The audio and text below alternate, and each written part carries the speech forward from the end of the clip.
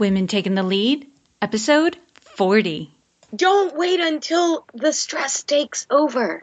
Stress is dangerous. It's dangerous on so many levels. Mentally, physically, stress can do a number on you. And I wouldn't have waited. Hello, my name is Jody Flynn and welcome to Women Taking the Lead, where we are all about creating blasts of inspiration to help you overcome self-doubt so you can lead with confidence, integrity, and a sense of humor. This episode is sponsored by Luma Coaching. Want some support to get your dreams off the ground? Go to womentakingthelead.com/coaching to sign up for a consultation with me. Now, your future awaits, so let's get started. Hello, everyone, and thank you for joining us today. I'm here with Lori Brooks, who is a business consultant and host of the Technology Equals Equality podcast. She has spent over a decade developing customized techniques to help financial agents and small business owners optimize workflow, streamline processes, and increase productivity. Lori decided to take her consulting business on full-time after health issues prevented a typical 40-hour work week. She began her entrepreneurial journey as an independent contractor before starting an online blog and launching the Technology Equals Equality podcast. Okay, Lori, that's only a little intro for everyone, so tell us more about you and your own humble beginnings.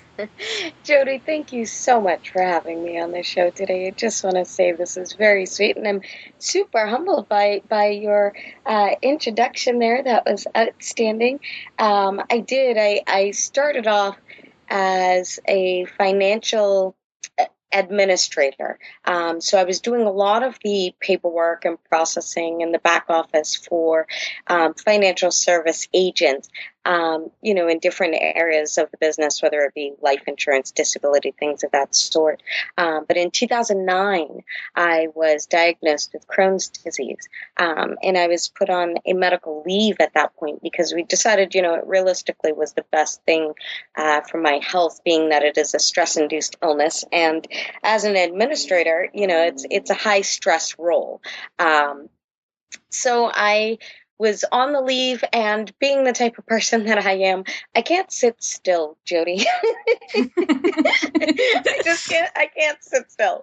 So I couldn't just, take this medical leave and focus on just my health. Granted, that was a large focus of it, but I had to keep myself busy in some way, shape, or form. So I decided that I would begin my own business and begin consulting with the financial service agents on my own time so that I could, make more of a flexible schedule, something that was conducive to my health at that point in life.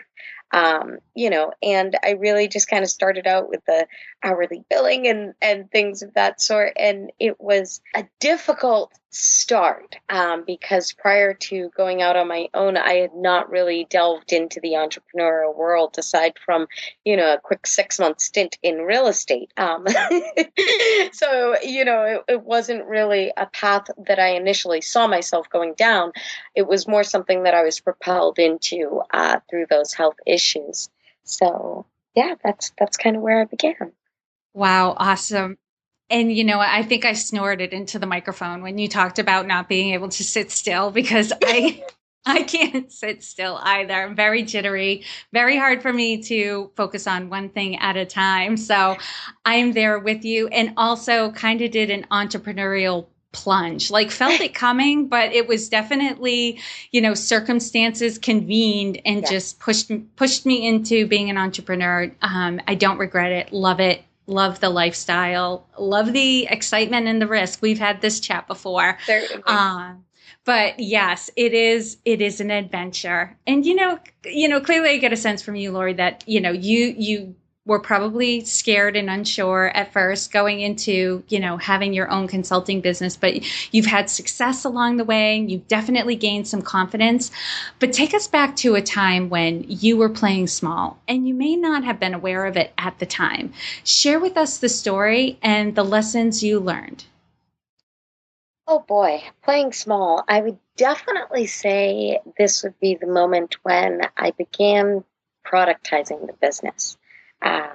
When you go from working in an hourly billing sense and you attempt to begin productizing your business and figuring out how to estimate the costs that you're going to have associated with creating the products that you're going to then serve to your clients is a balancing act that I don't think I was realistically prepared for.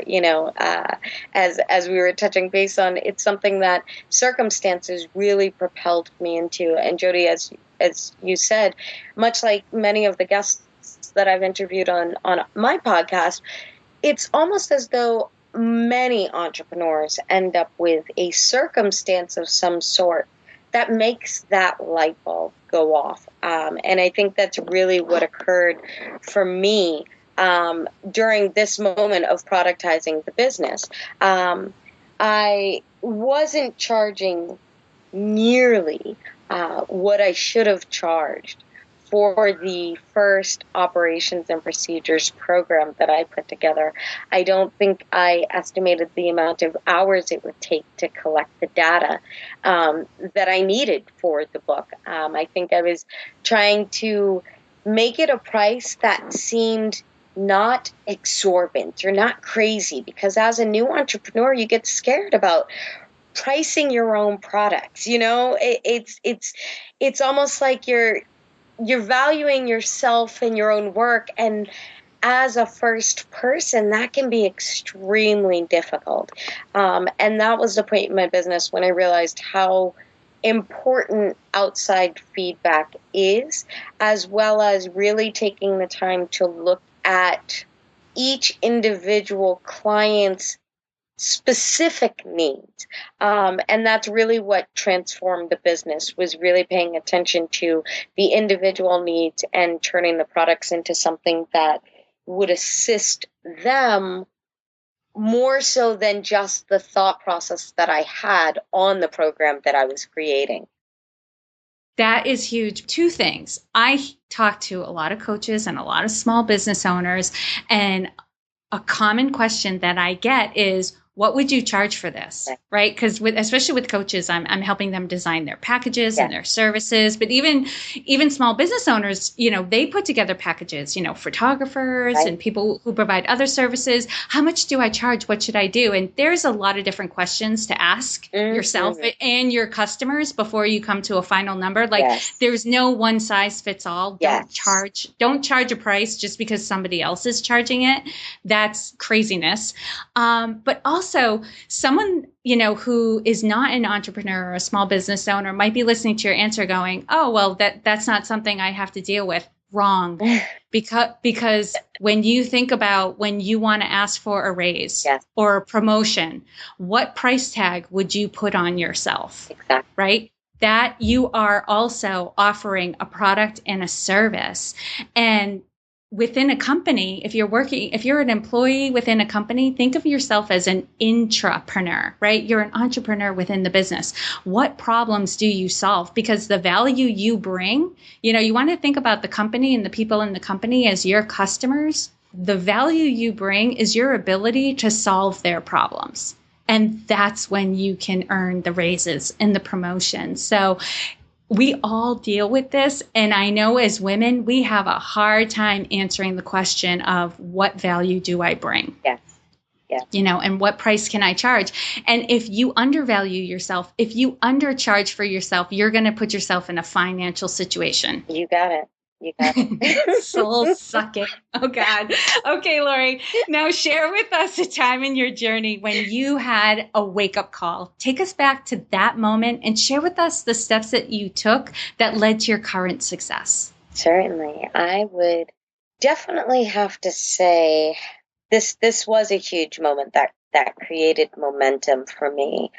And it's funny, it's a moment where in a male-dominated industry, I had a female actually make a statement that just took me to a point where I was like, really? Well, I'm going to have to change that. And it was funny because the statement that she made was, well, no one's ever going to listen to someone in your position. And this was at a time when I was just beginning the consulting and looking at building out, a larger sort of program than what I had initially been doing. So it was, one of the first two clients I'd ever worked with, and I was just kind of getting my own feet wet in consulting and working with people. And it was silly to me because first off, I didn't understand why you would hire and pay someone to work with you if you didn't feel anybody else would listen to them. Didn't make very much sense to me. But secondly, it was kind of like, well, I know what I'm doing. And we've seen enormous increases in what your capabilities were due to the processes and productions, that we've put into place. So I know it's working. It's working. So I'm not really sure as to how that thought process came to be. It was, the statement was, that's an awesome idea, but no one's ever going to listen to you in your place. And so I think that's what gave me that momentum to really grow the business, more so than where it was, to a point where I felt as though, well, that's just a ridiculous statement in and of itself, which I'm pretty positive anyone can relate to.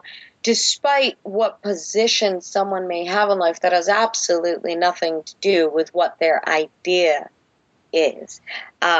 People come up with ideas a dime a dozen, you know what I mean? And it really doesn't have anything to do with your title or the industry, or your experience. It's really just what comes to you. And it was funny because, again, she acknowledged that it was a great idea. It was just not something that she felt in that position someone would listen to, which you would expect, I feel personally, to come from a male in a male-dominated industry. So to have it come from a female was even that much more astounding to me, and something that really kind of pushed me to move forward and recognize that waiting for someone else to help me find my way and take these ideas and bring them to fruition was not going to work. I had to just really begin taking even more action than I already had to bring those ideas to completion. So. Wow. Yeah. Where do I start? Couple of things, right? What a gift, right? Because this motivated you to work harder and make sure your business was going to be successful. It's almost, there's a coaching technique out there. It's called the slingshot, right? Where you pull, you kind of imagine pulling somebody back a little bit to propel them forward. Right. Now, you would only use this technique on somebody who's in a really good place, right? It's just to motivate them, like where you might give them some criticism, like critique something they're doing to get them fired up, right? I don't think that's what she was doing for you, but I don't think that's what she was doing. And it's good to note that, it can come from anywhere, right? Your critics are out there. Right. And what I find is when people make statements like that, it has nothing to do with you and everything to do with them. That's like right. Really what was going on in her mind was, I could never do that. Right. Because if I was in that position, nobody would listen to me. Exactly. And for you, and good for you for really, like, rather than have it squash you and this great idea that you had, you used it to motivate you. And good for you for looking at the facts, like, no, this is working, because that can propel you on. And just know, and for those of you who are listening, just know when people make comments like that, they're not saying you can't do it. They're saying, I can't do that. Precisely. And just to be clear, it's one of those things that, just for your audience's sake, they understand that the steps to move forward were not immediately clear. You know what I mean? It's not as though at that moment I was like, okay, well, I'm going to run out the door and do this and this. It wasn't, Jody, it was definitely a moment where it hit me. It hit me. It made me almost feel as though it almost made me feel like, okay, maybe she's right. You begin doubting yourself. But it was that moment of really taking a step back, thinking it through and taking that time to gain clarity on it for myself. that then the steps as to what I needed to do to move forward, but began coming to me as clearer and clearer. So. Yes, thank you for completing that, because it is important for people to know, like, it still hurts. Right, right. When somebody says that, especially if they're a mentor or someone you look up to, it hurts when they say stuff like that. But you got to let yourself recover, pick yourself up, and then move on. Precisely. Awesome. And what I want everyone to get, Lori, is that there's no one way to lead. We're all different. We have our own quality traits, our own strengths. We're all going to lead differently. So how would you describe your leadership style? I would say I'm a rather hands-off leader. I try to lead by listening.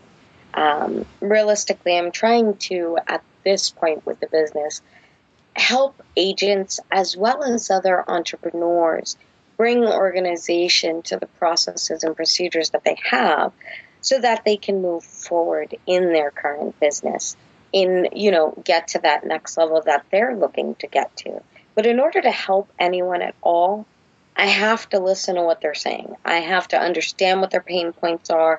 I have to understand what their point of view is on the situation. I have to understand why their struggles are what they are in order to help people. And so I find that the best way to do that is to really try to take a step back, just listen to what it is that's going on, listen to what people are feeling, what their ideas and inputs are, and kind of take it from there as a team effort to move forward. So. That's huge. And I'm going to tie this back to what we were talking about earlier. So if you want to up your value, you have to be able to solve problems. Yes. And in order to do that, you have to hone your listening skills. Yes. And get really good at asking the right questions and find out what's bothering people and where their pain is. Huge. Yes. Huge, huge. And Lori, this is a fun one. What is one thing you're working on right now that you're really excited about? I would say that is the expansion of the Technology Equality Podcast. We are working on the YouTube channel at the moment, and we are looking to move the podcast itself so that we have more of a video podcast. So everyone can look for that soon enough. We have the YouTube channel up and running with, general little videos and info pieces here and there. But we're going to make more of a push. So you'll see the YouTube channel becoming a more prominent piece of the Technology Equality Podcast. I love that. And I have seen some of the videos, and I have to say the music you have is addicting. So if anyone listening to this, go check it out. Go listen to her theme music, because I just want to play it. I want to loop it and play it over and over again. It's so That's awesome. So funny, Jody. Can I tell you and your audience a very special story? Yeah, absolutely. I'm only sharing here. This is exclusive for you just because you happen to say that. So the story behind the Technology Equality song, I happen to have been playing with a website, and the website is, I'm going to have to go back to it, and I will find it before the end of this so that you can go ahead and link to it for anyone who wants to, because it's a totally free resource for any of your listeners who are looking for tracks and things of that sort. So I happen to run into this website, and what it has is instrumental pieces that you can clip together. So I was playing around with it, and I made that track and was like, yeah, I'd never use this for anything, and left it alone. And it was like 6 months later that I decided to come up with the podcast, and I was racking my brains on the music to use for the intro and outro. I had gone through thousands of clips of songs, and finally I was like, forget it. I've got to just get this out there. So I went with it. I just decided to use the piece that I had sitting there because it was the only track that I knew I could use without any sort of like copyright infringement that I kind of sort of liked, you know what I mean? And that's how the song came to be, and it just stuck. That's it. Oh my God. I love that story. So you just went with good enough. And, so I'll share my little story that I pulled up the video when I was driving. I wasn't watching the video for anyone who's listening, but I was listening to it because I got curious, and I just kept hitting play over and over again because I enjoyed the music so much. So yes, so we will link to it so that anyone can go to the show notes page and find the song because it's just catchy. It's just there's nothing else to say. It's just catchy. It is. I thought those tracks put together were awesome, and I loved it. And like I said, I just kind of kept it there in the background on the computer, and every now and then I would do the same thing, Jody. I'd just like click to it, like I like that. I wish I could like really make a song out of it. And no, now it's just the intro and outro. So hey. Yeah, I'm gonna go listen to it again after we hang up the phone. So, all right, Lori. Okay. Now I'm gonna do a quick leadership roundup. So tell us, what is one practice that makes you a better leader? I try really hard to focus on the outcome.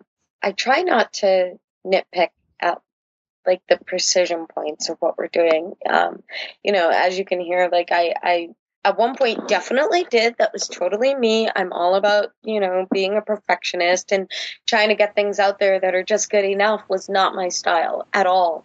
But I think, as you get further and further into business and you look at certain things, there are design issues and little things that you could allow to stop you and halt your journey. But then it's just procrastination. So I really try to focus on what my end goal is, what it is that we as a team are looking to provide to our clients, our listeners, our partners, and really kind of make sure that whatever it is we're doing is working towards that in the end.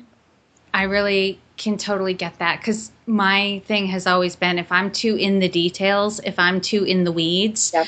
I can start procrastinating and things take way longer. And I find if I take a step back, right, it's great to focus. Yes. When you need to focus, but you also have to every now and again lift your head up and take the long view again of like, okay, where are we going? Mm-hmm. And I find that some of the time I'm investing in the nitpicky little things is not worth it. Right. And I find myself going to, it's just got to be good enough because this bigger vision is way more important. Like just picking the music to get the podcast out there. It's exactly what you need to do.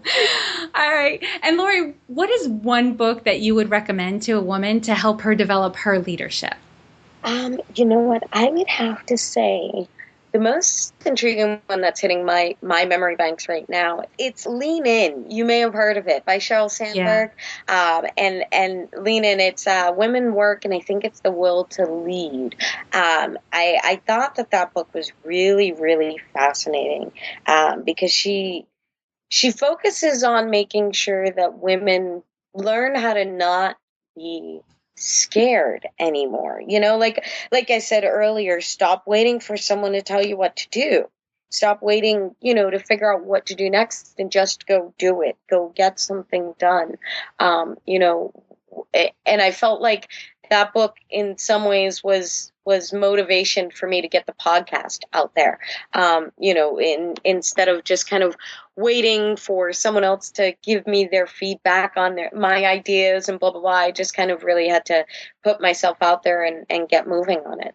I love that. Yes. No, I've definitely read that book and anyone should read it. Everyone I know who's read it has said there were some things in it, that didn't really deal with me because she covers a lot of different areas. Right. But everyone agrees that like 80 to 90% of the book, they're like, I'm all over that. Yes. Completely relate, 100%. Yes, she's right. And yeah.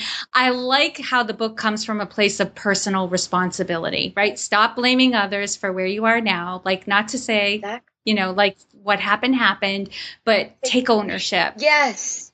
Take ownership. And I try to say that a lot to people, instead of letting it just kind of go with the flow or assume that it has to do with consequences. Take ownership of the situation, and that will really, really, really make a difference in not just your business, but in life. So absolutely. Yeah. Mm-hmm. Okay. And Lori, knowing what you know now, if given a chance to go back and do anything differently, what would you change? I wouldn't have waited till I got sick.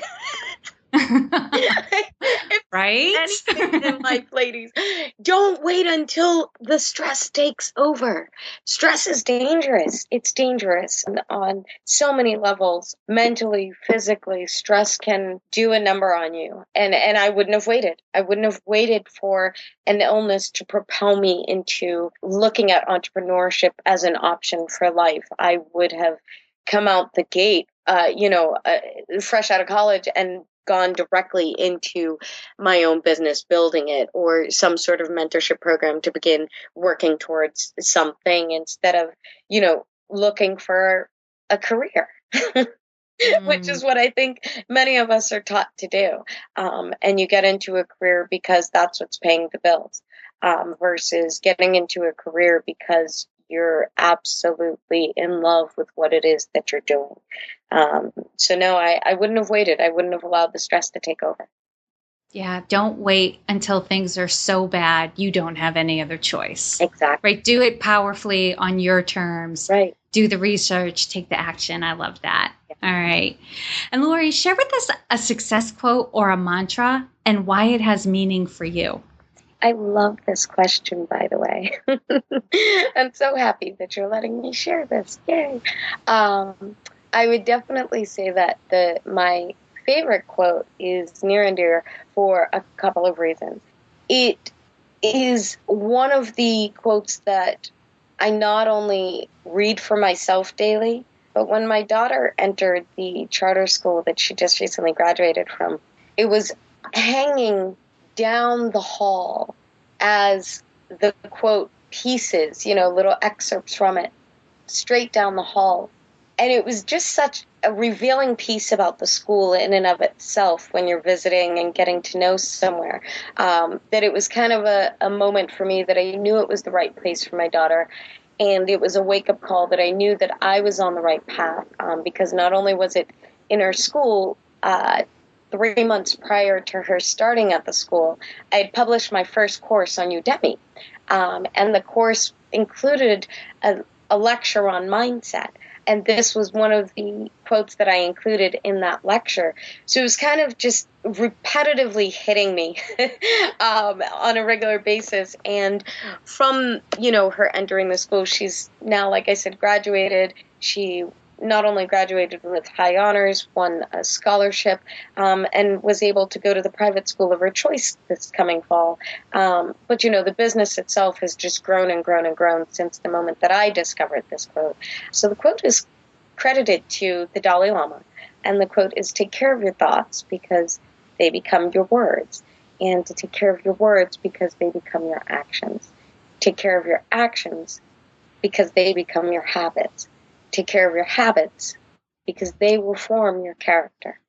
Take care of your character because it will form your destiny. And your destiny will be your life. And it's something that I explained to my daughter when she was very, very young. And like I said, to see it there in the hallways and to have it pop up on a regular basis now for me, it's just a quote that to me gives you something to think about every day. It gives you something to wake up and recognize, because thoughts really do direct the remainder of your life. It leads back into taking ownership of your life, because when you take ownership of the thoughts that you have and the words that you speak and the way that you live your life, life changes. I love it. Your thoughts are everything. They are. Yeah. All right, Lori. Lastly, what is the best way for people to connect with you? They can definitely find me at the technologyequality.com, or you can reach us at just simply technologyequality.com. Or you can always just send me a quick email at lori@technologyequality.com. So pretty simple. It's all the same. Any technology equality you search for, we are on multiple different social platforms. Like I said, we are soon to be branching more into YouTube and growing that platform. But we're on Pinterest and Twitter, and so just feel free to reach out, and we'd love to hear from many of your listeners. Yeah, and what I love about the websites, there's such a central point where you can find anyone anywhere. If you go to the website, all the social media icons are there. You can click on the one that your favorite platform and connect with you there. And you can find all the links and resources shared in this episode at womentakingthelead.com, or you can use the short link, which is womentl.com. And Lori, thank you so much for taking the time out to inspire and enlighten us. We are all better for having met you. Jody, thank you for having me. I'm, like I said, truly humbled by the show this afternoon. And I just appreciate having the opportunity to not only share the story and the nuggets there, but to grace your audience with, any assistance that I could possibly provide. So thank you. Thank you for joining me on Women Taking the Lead. Were you inspired to take some action today, but maybe don't know where to start? Or maybe you have so many great ideas you can't decide where to focus your attention. Don't let stress or overwhelm stop you from having the career, the business, or the life you want to live. Head over to womentakingthelead.com/coaching or use the short link womentl.com/coaching to sign up for a consultation with me. And to strengthen you on your leadership journey, I'd like to send you off with a quote from Marianne Williamson, so here goes. Our deepest fear is not that we are inadequate. Our deepest fear is that we are powerful beyond measure. It is our light, not our darkness, that most frightens us. We ask ourselves, who am I to be brilliant, gorgeous, talented, fabulous? Actually, who are you not to be? You are a child of God. Your playing small does not serve the world. There is nothing enlightened about shrinking so that other people won't feel insecure around you. We are all meant to shine as children do. We were born to make manifest the glory of God that is within us. It's not just in some of us, it's in everyone. And as we let our own light shine, we unconsciously give other people permission to do the same. As we are liberated from our own fear, our presence automatically liberates others. Again, thank you for joining me, and here's to your success.